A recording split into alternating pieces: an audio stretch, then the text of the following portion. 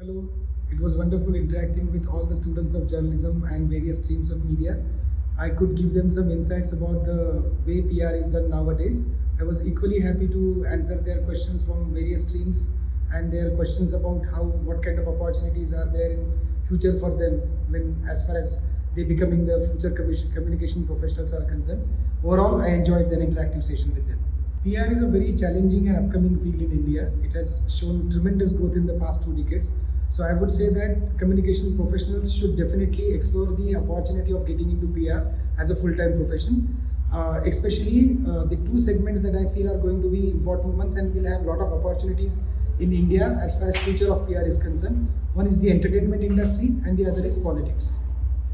I feel for any good communication professionals, the knowledge of current affairs and the knowledge of culture of that country, the city and the state is very important to formulate the right strategies. धन्यवाद.